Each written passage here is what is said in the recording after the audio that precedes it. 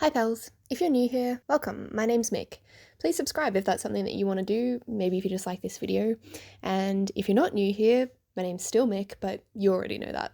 Today I'm going to be showing you the final witch in the Witchtober series, which is a combination of a bunch of different prompts that I decided to do. Basically, I was a little bit behind on the sketches that I was doing, and I decided to combine the last 2 weeks of Witchtober into one drawing, where I picked all of the prompts that I decided that gave me inspiration, and I put them all together, and I came up with what you're about to see is the finished sketch. I also did this a little bit differently than I would normally. I used my iPad for the whole process rather than putting the sketches in my sketchbook, and I also didn't have a reference for her legs, which is why you can see me struggling with them for ages, and why they ended up really out of proportion in the final piece. I rushed this because I felt like I was running out of time, and I also had an extra commission this week that I was really glad and excited to do, so thank you to the person who commissioned me. I really appreciate it, and I hope you like the artwork that you got out of it. It was the moon goddess that I put on my Instagram, and she's also on my Ko-fi page. She's named Estelle. But anyway, that aside, I've also had huge technical issues this week with my internet, and it was just a bit scary because I wasn't sure if I was going to be able to upload today, and I promised it last week, and I like to keep my promises. The point is, I think this piece suffered a little bit because of the way that I planned it and the way that I did it, but every piece is a learning experience, and I'll talk more about that when we get into the actual painting process. The prompts for this Witchtober that I'm mixing together are dagger, books, mushroom, gold, and horns. That's all I have to say for the intro. I hope you enjoy the rest of the video, and if you do, please remember to leave it a like, and happy Halloween! Let me know what you're doing down in the comments below. I'm personally just staying in and watching the League of Legends World's Grand Final because I live in Victoria. Anyway, see you in the next part of the video.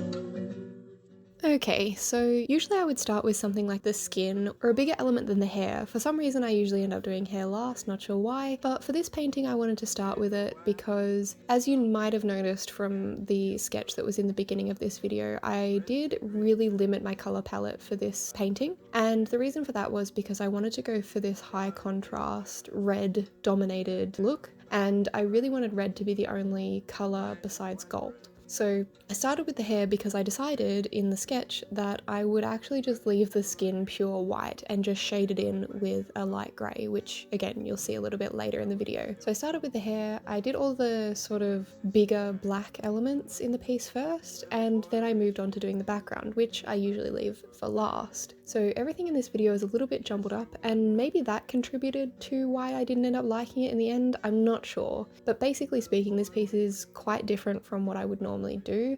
It's also the biggest traditional piece I've ever worked on, which isn't saying much, it's on an A4 piece of paper, but the point is there's lots of different things going on here, and I decided to put myself under a time crunch, not only because I chose to take on a commission this week, but also because I decided to put up my video a day early because Halloween, which by the way, I hope you like the spooky music. I'll let you listen to it for a little while.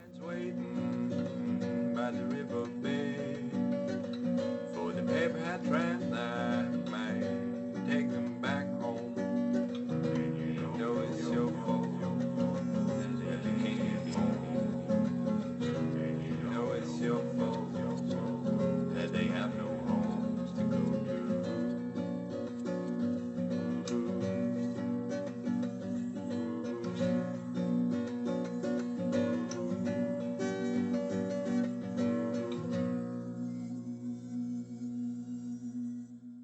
So going back to talking about the hair, here you'll see me adding little wispy parts, which I really like the look of. It's probably my favourite part of the painting. Again, not saying much, I don't like much about this, but I also wanted to mention that I did something in my previous painting that I really liked, and in the Moon Goddess painting, which I didn't do a video for but is on my Instagram, which you can check out in the description down below, or you can just type in mikscribbles into your search bar and I should pop up. But anyway, the last painting that I did, I found a way to do hair that I really liked. That was basically just by leaving some negative space and then brushing through it with the hair colour so that I could make it look like hair strands. And I really liked that, and I was gonna just pretend that I decided not to do that because I was looking for high contrast in this piece, but that's a lie. I forgot to do it, and I think it would look better with it.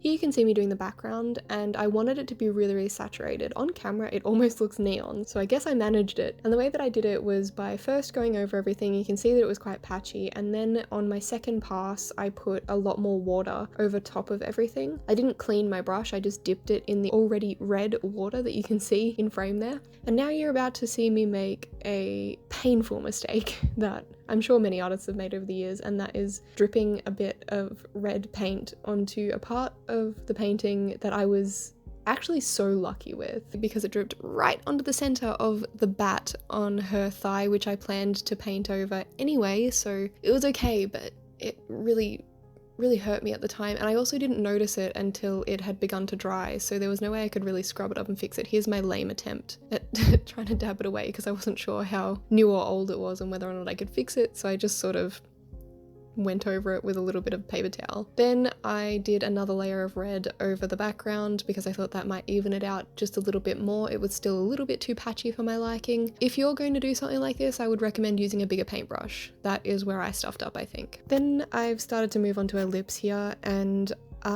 this is the main part of the painting that I hate.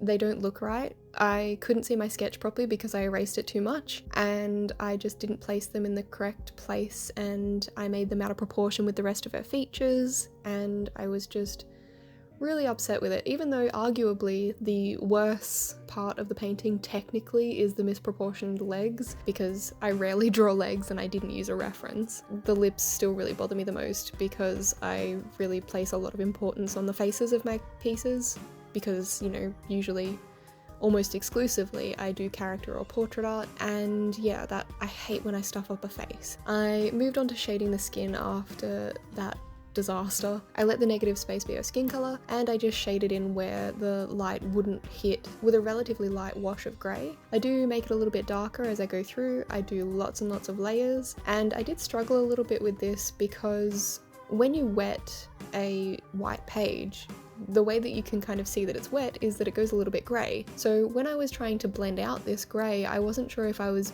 blending the grey or if the paper was just turning grey. So the way that I remedied that was by just basically over blending. I just blended heaps and heaps and heaps and tried to make sure that there was a clear gradient, and sometimes that didn't happen because I didn't work fast enough, but sometimes it did happen and it was fine. Overall, my favourite part of this piece, apart from the wispy parts of her hair, is the shading. So I'm really trying to look for the positives in this one because I was really disappointed with it. I really don't like it. But yeah, if I was to really try and pick out the positives, I was quite happy with the way that the skin shaded and the wispy hair bits. But that's kind of it. And as you can see, I'm using that same wash and pull technique that I have been talking about for weeks and weeks and weeks now. Basically laying down a wash of colour and then wiping off my brush, not necessarily dipping it back into water unless I really need to scrub out the edge and try to make a softer gradient, but usually I just lay down the colour, wipe off my brush on the paper towel that I always have next to the painting, and then run the brush along the edge so that the colour blends out and disperses. This painting looked so different in my head. But basically I just wanted to quickly mention the inspiration that I had for it. I wanted her to be sort of like this demonic feminist icon. I wanted it to look like she had just, I don't know, murdered a man that had mistreated her or something, and she was kind of a witchy demon person, witch lady. Good description, I know. But because of the horns, that sort of pushed me in that direction, and then because I'm still trying to incorporate pin-up into all of this, it just, you know, it really screamed sort of feminist vibes to me. So that was the idea that I was going for in this, and I was going to put some sort of, you know, feminist quote or something empowering on her books as book titles, but I just wasn't feeling super creative, and I was feeling a bit down by the time I got to the books because of how I felt about this piece. So, well, I'll talk more about what I wrote on the books when I get to them. Basically, the idea behind this piece was that she's like this feminist, maybe an incubus or succubus. I think it's succubus are women and incubus, incubi, I don't know. Succubus women, incubus men, not sure. Correct me in the comments. But yeah, I wanted her to be this evil demon lady. Maybe she was a Salem witch who the town or villagers maybe tried to hang or burn alive or something like that. And she managed to get away, and she's just like, I don't know, empowered and sexy and I don't know. Everything you expect a feminist witch to be. That was what I wanted her to look like. I don't know if I really achieved that, but gave it a good crack, I guess.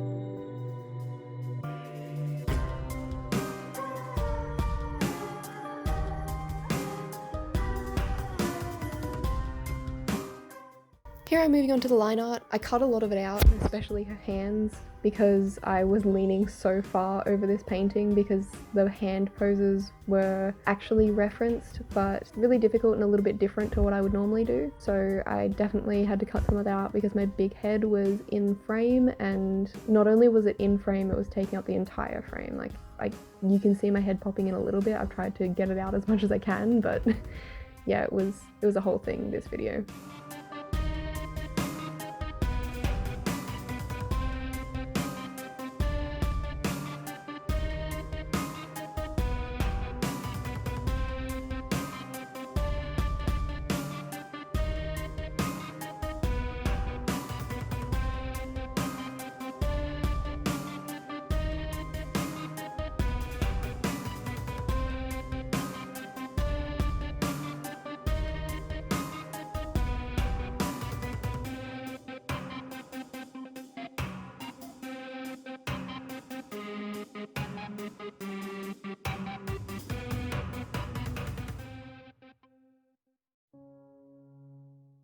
So I cut out a lot of the line art, and then I went in with my metallic Calero Pearl Color paints. They're also fine tech. These paints have heaps of different names. I'm not sure why. I think it's because the company rebranded them at some point, but anyway, I go in with them and add the prompt word gold to my piece by adding some jewelry on her horns, making the blade of the dagger gold, and then I added in some tattoos. I really liked this gold skull that I did on her chest. It's like a skull with angel wings, and I liked it more when I did the Procreate sketch because it was with this brush that was like really sketchy and kind of a dry brush, I think, and it just looked really cool. I don't know, I was happy with it. I liked it, surprisingly. So now we've kind of, 3 things that I liked about this painting. So maybe that actually outweighs the things that I hate about the painting, so maybe I'm okay with it after all, but I don't know, man. I'm trying to look at the bright side. So I went from the skull to her arm and added in the mushrooms for the prompt word mushroom, and then I added in some other parts to make up a little half sleeve, so a little pentagram and some leaves to surround it. On her thigh I added the stars and then painted over the mess up that I did with the paint splotch by putting a bat on her thigh and colouring it all in, and I went over it a couple times so that the dot from the previous layer that I messed up wasn't as visible. And then as a final touch that I almost forgot to do, I put a little upside down cross hanging from the jewelry on her horns to sort of give a nod to Satanism, because that was, that was part of it for some reason. I just thought that was cool. And then I painted the pages of the books as if they were gold gilded pages. And then eventually I decided on writing Salem is Home for one of the book titles, and the other one was Herbology. So play on herbology just by making it Herbology. Don't know if that makes sense, but yeah, just like little tiny bits that were sort of feminist, just a nod to it rather than an outright quote or anything like that. I used my Sigma Uniball white gel pen to sign the piece, and I just thought it looked pretty, so I gave you a different angle, and there she is. She's done. Probably my least favourite painting for a long time, but definitely a learning experience, and next video maybe I can make some changes based on what I learned from this one. Anyway, thank you so much for watching, and happy Halloween. Bye, pals.